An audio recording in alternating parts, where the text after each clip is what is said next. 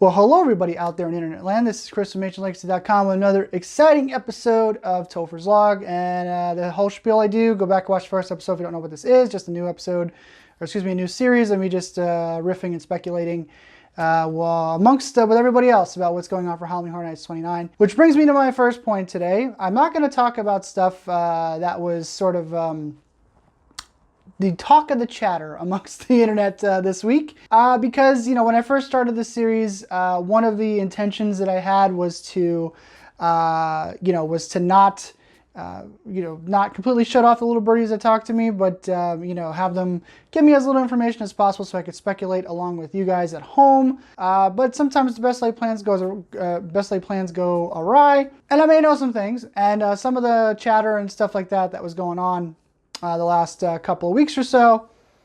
I'm so afraid that I'm going to spill the beans on stuff that, when it comes specifically to stuff that was being talked about, I don't want to say anything. So, we're going to move on, and I'm going to actually I had a couple of people comment on some videos a while back, asking me to talk about certain things. I'm going to save the tips and tricks video for somewhere later on down the road.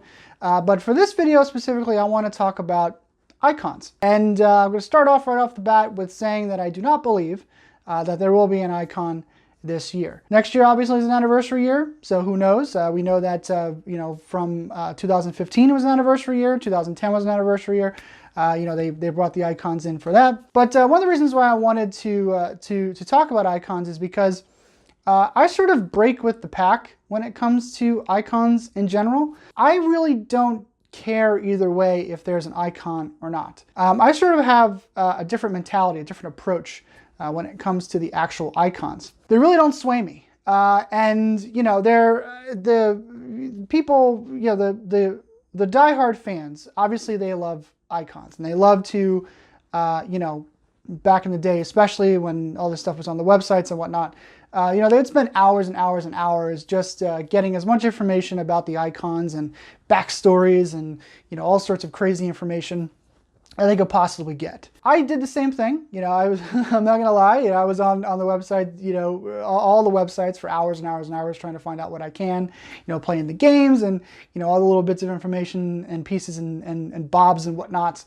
that would come out about the icons. However, like I said, I'm not swayed by icons one way or another. I don't care if we have an icon, and I don't care if the event is advertised with IPs. I think that Horror Nights is a different animal than it once was. Obviously, Jack the Clown was their first big icon to bring forth to the event. But I also me being a creative person, I come at things a lot, from both angles really, from a creative side and also from a business side. Universal's a business, first and foremost, so they have to make money. And when it comes to Halloween Horror Nights, the icons are really nothing more than just a marketing tool. And yes, they have the added creative edge that art and design gives them with the backstories and whatnot. But the average person, I just don't think really cares about all that stuff. They're just going to look at the image of Jack the Clown or the image of the caretaker or the image of the director and go, oh, that looks cool, and go there. And they're not going to put in the effort, to go and look up the backstories and this and that and blah, blah, blah. I think, everybody, or a lot of the diehards today, complain that the event sort of sells with the IPs this year, but the icons are basically the same thing. The icons are nothing more than an elaborate marketing material. It's just that is literally what they're designed to do. It's just to to plaster their image all over television and, billboards and maps and all sorts of things. It's no different, other than the fact that, art and design gives them a little bit extra behind the scenes. But the whole inside baseball knowledge of, of the Horror Nights icons and stuff like that, because really that's what it is. The elaborate backstories and the information about the icons is really kind of inside baseball for the average guest who comes to Halloween Horror Nights. I just really don't think that they're really into finding out, where Jack the Clown took his first piss. I just don't think that they care. My dad, who really likes the event, he doesn't care. I mean, he looks at Jack the Clown and goes, "Oh, that's cool," and that's it. But that's literally what they're designed to do. You know, Jack the Clown was created because there was a time where, you know, Halloween Horror Nights was kind of, you know, Universal needed Halloween Horror Nights to sort of bring them up into the black every year because they weren't the park back then that they are now. They were still kind of the redheaded stepchild of Walt Disney World for a while. They still kind of are, but they're you know, much more involved now, and they make a lot more money now. But there was a time where Halloween Horror Nights used to be the, you know, the savior for the park every year, where they would, you know, need to use Horror Nights to sort of, you know, bring them in the black. And Jack the Clown was created at a time where the event was, I don't want to say fainting off, but needed a boost. And Jack the Clown was created for that reason.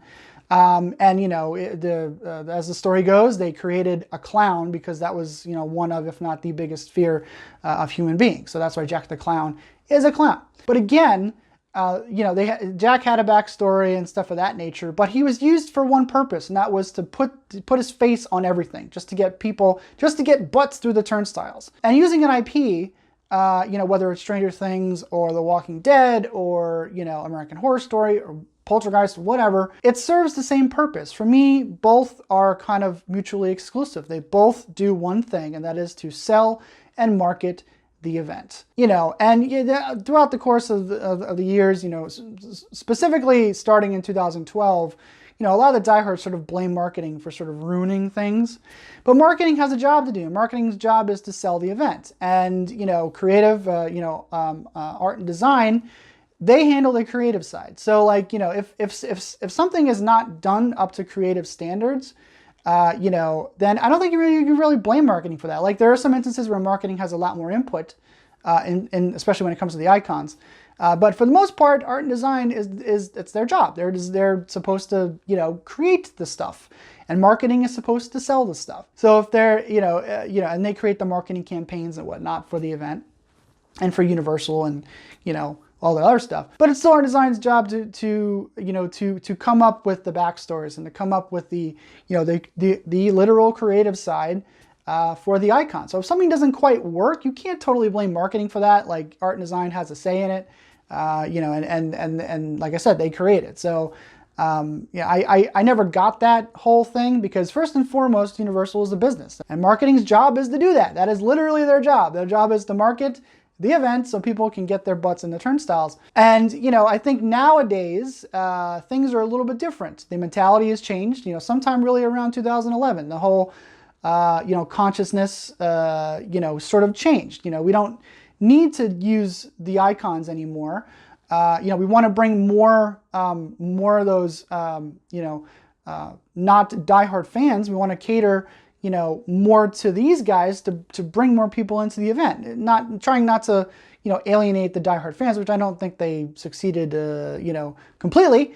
But, you know, that's literally what, you know, the line of thinking shifted. And, you know, that's kind of why we have the IPs that sell the event and not necessarily the icons. Like I said, I don't care. It doesn't bother me whether they use an icon or whether they use, you know, Stranger Things to sell the event. All I care about is that the event is done well. As long as you you know, do good houses and do good scare zones and put on some good shows, you know, or no shows, whatever. You know, I don't care. Icons don't faze me one way or another. I think, you know, selling the events with the IPs or with the icons, sure. I'm not saying, like, don't do icons. I'm just saying, you know, I think the mentality has sort of shifted. For better or worse, some might say. But I just don't, you know, the icons just don't faze me, guys. I'm not one to be sad because they don't use an icon. I'm not one to be sad because they market the event with The Walking Dead. You know, do I think that there are instances like The Walking Dead I thought got overused, you know, and Stranger Things right now is sort of kind of in that, it hasn't reached that level yet, but I think they learned their lesson the first time, and I don't think they're going to overkill it like they did with The Walking Dead, or even to a lesser extent American Horror Story. I think American Horror Story was was there for just the right amount of time, and they got rid of it, for maybe not the reasons that they wanted to get rid of it, but but they still got rid of it. I get a lot of flack for that. I get a lot of flack for the fact that I just don't really care about the icons. I don't say I don't care about the icons.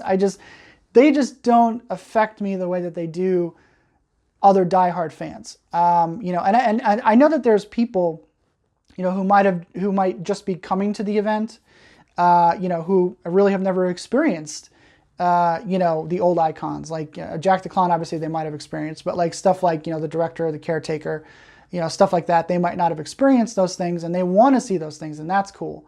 But that's the other thing when it comes to icons. Make new ones. If you're going to do icons, please, for the love of God, make new ones, because I'm sick to death of Jack the Clown. I don't want to see Jack the Clown anymore. I think he's way overused. I'm not one to be afraid of clowns myself, so that doesn't affect me.